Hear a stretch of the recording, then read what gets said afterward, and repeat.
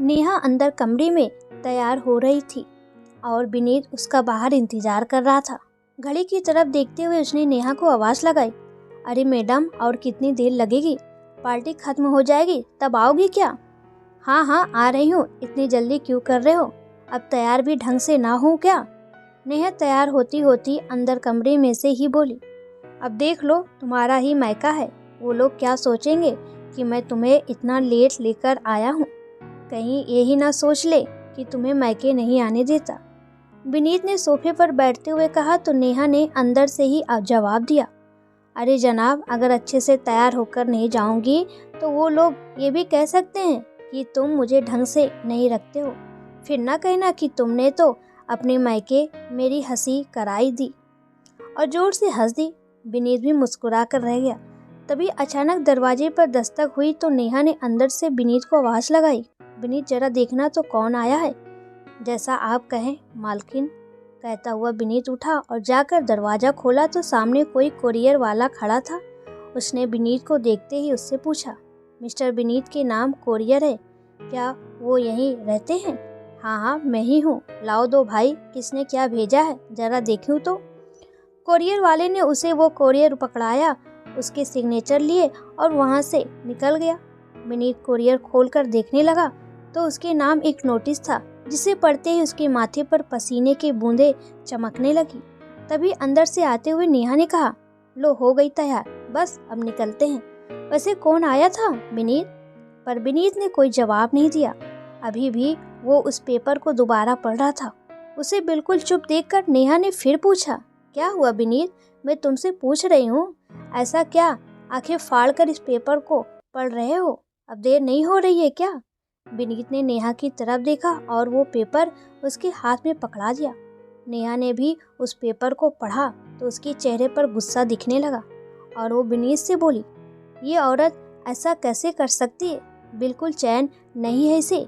खुद की जिंदगी तो सुख चैन से जी ले, अब हमारी जिंदगी को जहन्नुम बना रखा है। पूरा मूड अपसेट कर दिया। कह देती हूँ, एक पैसा नहीं देने वाली मैं इस औरत को। विनीत अब भी चुप ही खड़ा था।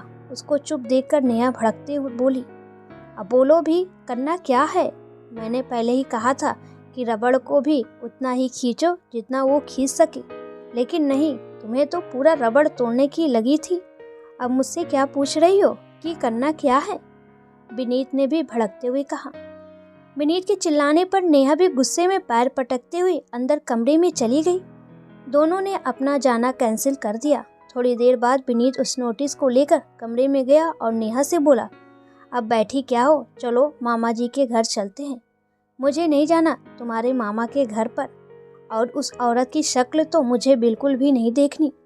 पता नहीं अपने आप को समझती क्या है। कोर्ट के चक्कर लगाओ, उससे बेहतर है मामा जी के घर चले चलो। विनीत ने जब दो टूक बात की तो नेहा मन मार कर उठी और विनीत के साथ उसके मामा जी के घर के लिए रवाना हो गई। कार चलाते समय विनीत को याद हो आया अपना बचपन, जो कि काफ़ी गरीबी और तंगहाली में गुजारा था। पिता की जब मौत हुई थी तो ले देकर उनके पास 2 कमरे का घर था। माँ शिमला भी ज़्यादा पढ़ी लिखी नहीं थी, इस कारण वो दूसरों के घर खाना बनाने का काम करने लगी। हालांकि उसके नाना जी ने काफ़ी कहा कि विनीत को हम रख लेंगे और तुम्हारी दूसरी शादी करवा देते हैं, पर विनीत के लिए वो तैयार नहीं हुई। विनीत पढ़ने में अच्छा था, इसलिए वो उसमें ही अपना भविष्य देखती थी। उसे पढ़ा लिखा कर बड़ा आदमी बनाना चाहती थी। ऐसा नहीं था कि उन्होंने अकेली मेहनत की।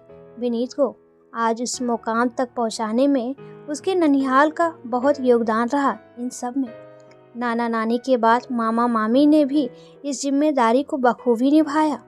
आखिर सबकी मेहनत रंग लाई और वो पढ़ लिख कर अच्छी नौकरी पा गया। नौकरी लगने के साथ ही शिमला ने अपने बेटे विनीत के लिए नेहा को पसंद कर लिया और उसे अपने घर की बहू बनाकर अपने घर ले आई। विनीत ने काफ़ी मेहनत करके अपना बड़ा सा मकान भी बना लिया। 2 साल बाद दोनों एक बेटे के माता पिता भी बन गए। कहते हैं जब सब कुछ अच्छा होता है तो इंसान का दिमाग भी घूमता है। अब नेहा का स्वभाव बदलने लगा था। उससे शिमला जी की सेवा नहीं होती थी। बात बात पर उन्हें ताने सुनाना उसकी आदत हो चुकी थी। धीरे धीरे उसने विनीत को भी अपने ही रंग में रंग लिया। लेकिन हालात तब ज़्यादा बिगड़ गए जब 4 महीने पहले मामा जी की मृत्यु हुई। इधर शिमला जी तो अपने मैके आई हुई थी, उधर नेहा ने उनके आने के सारे रास्ते बंद कर दिए। नेहा जानती थी कि शिमला जी को सबसे बड़ा संबल अपने मैके वालों का था, पर अब मैके में ही कोई बोलने वाला नहीं है क्योंकि मामा जी तो अब रहे नहीं। तो जब 15 दिन का सारा कार्यक्रम निपटा तो नेहा ने विनीत से कहकर शिमला जी को वृद्ध आश्रम ही भेज दिया। पर अब 6 महीने बाद शिमला जी की तरफ से नोटिस मामा जी के बेटे राजेश ने भेजा था। दोनों इसी बात को लेकर सख्ती में आ चुके थे, मतलब माँ राजेश भैया के पास उनके घर पर हैं। सोचते सोचते मामा जी का घर भी आ गया। वहाँ पहुँचे तो देखा कि दरवाज़ा खुला हुआ है। राजेश और माँ बाहर सोफे पर ही बैठे हुए हैं। विनीत और नेहा को आया हुआ देखकर राजेश मुस्कुराकर बोला, हमें पता था कि तुम लोग जरूर आओगे, इसलिए तुम्हारा ही इंतजार कर रहे थे। राजेश को इग्नोर करते हुए विनीत माँ से बोला, माँ ये सब क्या है, आपने अपने ही बेटे को नोटिस भेज दिया। माँ उसकी तरफ देखते हुए बोली, इसमें गलत क्या है विनीत, मैंने तो नोटिस ही भेजा है, तुमने तो मुझे वृद्धा आश्रम भेज दिया था। या तो शुक्र मनाओ कि मेरे भाई की छमाई थी तो मेरा भतीजा वृद्धा आश्रम में उस दिन लोगों को खाना खिलाने गया था जहां मैं उसे मिल गई, नहीं तो मेरी पूरी जिंदगी वृद्धा आश्रम में ही बीतती। तभी नेहा बोली, हाँ तो शौक से रहिए ना अपने मायके में, हमारे छाती पर मूंग क्यों दल रही हैं आप। मेरे मायके वालों को तो मैं अखर नहीं रही हूँ बहू, वो मुझे किसी चीज़ के लिए मना नहीं करते। कम से कम मेरी किस्मत इतनी अच्छी तो है, लेकिन मुझे भी तो रहने के लिए अपनी छत चाहिए, अपने खर्च के लिए पैसे चाहिए।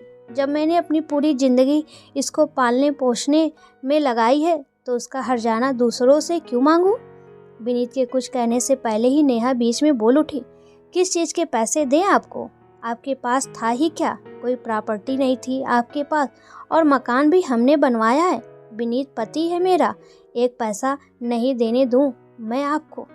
बहू तेरा पति तुझे मुबारक हो, मुझे तो मेरे भरण पोषण के पैसे चाहिए, भीख नहीं मांग रही हूँ, हक मांग रही हूँ। तुम लोग खुद नहीं दोगे तो कोर्ट जाकर लूँगी, पर लूँगी ज़रूर। आखिर मैंने अपनी पूरी ज़िंदगी स्वाहा की है इसके लिए।